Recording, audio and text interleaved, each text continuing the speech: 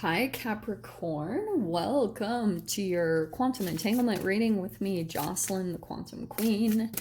This is for Capricorn, Sun, Moon, or Rising. And as always, welcome to my cross watchers. Cross watcher, you could be dealing with a Capricorn, and the message could be for you. So feel free to take it however it resonates with you in your situation. Keep in mind that these are general and timeless readings, and if you guys are wanting to book a one-on-one, my website information is down below, but they are still currently booked up. So I will let you guys know here on the channel when they open up again, which will be super soon, I promise. Or you can subscribe to my website and you will get first dibs. Okay, so, and as always, just wanted to say thank you for liking, subscribing, and thank you for all your good karma donations. Nice. Well, I like that. You could be dealing with a Taurus. Didn't we get the Hierophant for you guys last week or something? Because I swear I was like, Hierophant, you could be dealing with a Taurus. Anyway, moving along. Hierophant. So this Hierophant, yes, this is tied to your spirituality, but you see, this is why I freaking love these images, okay? At the top, this does look at all these images combined. First of all, you guys can make your own interpretations because you might get a lot from this. What I'm seeing the most, obviously, we have the skull, we have these keys down here. They appear to me as keys, and then we have a fish, and then there's a person's face over here. Okay, there's been some type of a death process that you've been through. Also, you know, Hierophant is very spiritually based. So there were all these lessons that you went through in some type of really deep process, okay? Now, what I'm getting for you, Cap, is there could be certain things that you're wanting to speak out into the universe, or things that you kind of maybe even repress about what you went through, whether that's emotionally or just maybe there's even certain secrets that you have tied to possibly your vulnerability. That's going to bring a transformation for you. It's almost like the energy needs to be released. Also, the other thing that I'm getting from this, oh my gosh, this is so freaking good. So, Cap, what I'm getting from this is that there's this really big difference. Like when you pull out of your overthinking, there's some really powerful thing that happens where you just become a channel for information. Like all of a sudden these downloads just start coming in for you, or they probably will be coming in very soon. But maybe there's some things that you need to do as far as, you know, not allowing your mind to become really overactive, and all of a sudden this information is just going to flood into you from the universe. The universe is like, Capricorn, let me blow your freaking mind. Wow. And look at you. Oh God, I cannot wait for you to see that door too. Okay. Hopefully you guys didn't see it yet. So let's grab this side kind of clarifying energies, shall we? Let's see here.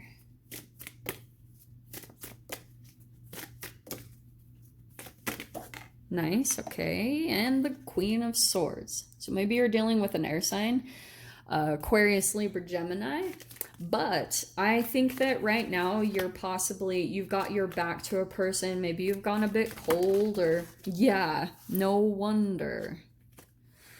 Oh, Cap, I'm gonna take both of those because, so there's your own card. The Devil card is the Capricorn card. I'm not saying you guys are the devil. This is just shadow. Okay, so this is tied to your shadow work, and it could be tied to this person. Look at the difference here, Cap. This is why I think both of you in this connection, yeah, this could have been a deeply spiritual based in connection. God, why can't I speak? Son of Cups, Knight of Cups, it could be a Pisces, Cancer, Scorpio, but there's a difference in energies here. Obviously, I just get the sense, doesn't matter on gender, but I want to just say that you're coming in as the Queen of Swords, but look at all the shadow that came up between the two of you, and this is why. Now you have to keep this in mind, because Queen of Swords and the Knight of Cups are archetypes. They're not Emperor and Empress, okay? when you get to Emperor and Empress is usually when you attract your Emperor and Empress, right? But you go through these archetypal shifts depending on environments or situations, and depending on however much you're alchemizing and developing and working on yourself. And so there could be something again about your putting boundaries up, and that's a part of your shadow work, because I kind of get this sense that these energies were kind of switched between you and another person, either in the past, depending on where you guys are, because these energies can shift back and forth, especially when we're talking about shadow. That can be shape-shifting energy. So depending on this person, if they're coming in as a knight and maybe being more romantic and making a proposition, and then there could be something about that your energy just shuts down to them, that you're like a little bit more cold and detached. And maybe previously you had been the romantic one. You had been the one that was offering more of your emotions and your heart. And maybe just based off of like that could be a part of your shadow that's still coming in, is that you're coming in as this more detached energy, possibly because there's still something about your shadow that's looking to be healed from your past connections, when you were actually the one that was really loving and offering your emotions and your heart. And now the roles are reversed. The tables have turned in a really weird way. So, God, this is so specific. So let's dive in. Let's see whatever else wants to come out, okay? So, for example, like if this person comes in and they're super loving, there also might be something that you're wondering about, like that their energy isn't quite developed, even though they're coming in maybe romantically and saying like, oh, Capricorn, I have these feelings for you, whether it's romantic or not. There's something that maybe you're skeptical of, and maybe you're skeptical of this person's like addiction habits, or you're just a little bit cautious because maybe you're picking up on something about them that feels a little bit shadowy. Yeah, no way did I pull that out. You have the Devil card again. Wow. And the next card, this is what I was wondering. Okay, this is good.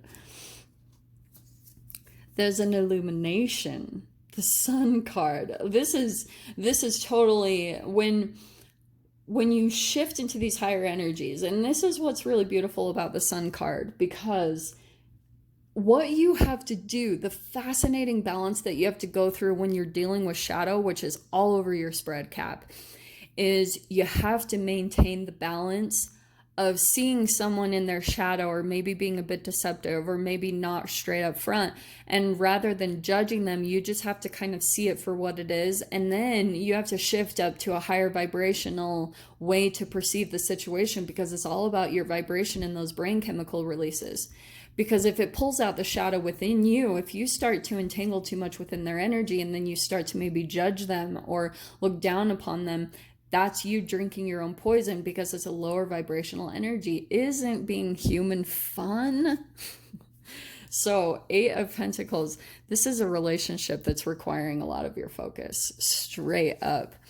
In the past, though, is the Five of Swords. So yes, this is some type of really conflicting relationship, Cap. So maybe that's what you're turning your back on currently. And now what's interesting is some of you guys might be becoming the Hierophant yourself, where you're becoming maybe a teacher, because that is a beautiful shift right there, to where you're really channeling that Hierophant energy and looking at everything from these really beautiful perspectives, and seeing all the lessons in this relationship, in this situation, to shift you up to those major arcanas that I talked about. And the Hierophant could not be a better one to shift into. So you got the Ten of Wands. That's releasing this burden, however this relationship is to you. It doesn't just have to be romantic. It could be a family member that even comes in and love bombs the shiz out of you. But then there's also this shadowy stuff that you also get with it, like underlying meanings, underlying intentions. And you can hear it. And that's the conflict here, or the gaslighting, where someone might be projecting, even Cap, or saying something to make you doubt yourself. Just understand, like, that's them projecting their own stuff. In your fear position is the Four of Swords. Well, that makes sense to me, because you have that Five of Swords there and the Four of Swords here. So there's some type of healing that I kind of get the sense that you guys might be like blocked from, or you're still trying to get your peace of mind. And it could be because this is still like right in the midst of the process of the ending, which 10 of Wands, sometimes they can be swift.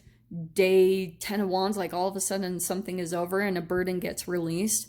Sometimes they can take a few days. So I don't know where you guys are in the process, but I just get the sense that when this gets released, when this burden, maybe you're shifting out of an environment or you're just pulling yourself away from a relationship or situation, boom, peace of mind is going to come into you, which is awesome. No way. Look at your cards just repeating. So yeah, this is going to take, whatever this thing is, it's going to take a lot of you just channeling information to navigate your way through this. Because you're not only dealing with someone else's shadow, you're dealing with your own. And it's not easy. And so you just got to keep going to source, going to the universe, looking for guidance, being very humble. Because I'm going to tell you guys, the more humble you can be in these situations and not let your ego take over or just get angry or like, this shouldn't have happened to me. You can go through that energetically, but if you just continue to like go to spirit or go to the universe and just, I pray a lot. And there's nothing more humbling than just the act of kneeling and looking to a higher entity, whatever that is for you guys, even if it's just as higher energies to come in and alchemize you. That's what's really screaming in this spread. And look at that, the High Priestess. I love that.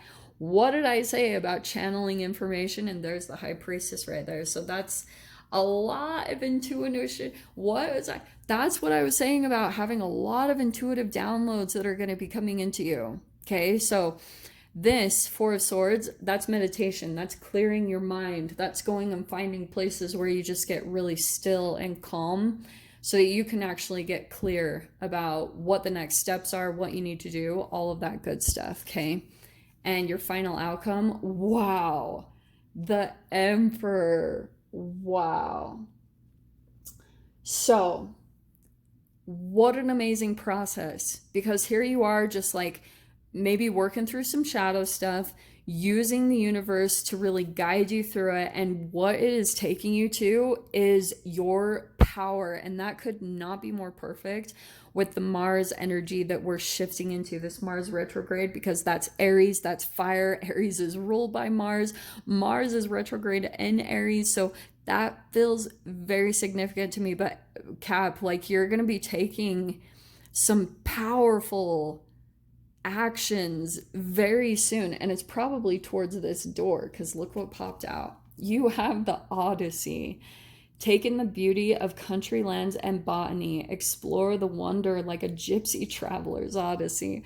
So I don't know if you guys are like actually I am a freaking gypsy traveler, but maybe you guys are wanting to do that. There's just something here about maybe travels or taking in new landscapes or just new environments, whether that's just locally or you're actually shifting, like taking quantum leaps and things like that to go into different energies. Whatever you guys can do or maintain, just shift out of your current reality. Just kind of go out, explore a little bit, get into your little gypsy nature, because that is the freaking High Priestess. That's a lot of intuition. So Cap, I'm going to dive into the extended, see whatever else wants to come out. So if you guys want to join me over there, feel free. Go down below, click on the Vimeo link, and I'll see you over there. But Cap, if this is where we leave things, I'm sending you guys so much love, wishing you all the very best, and I'll see you in your next reading. Take care.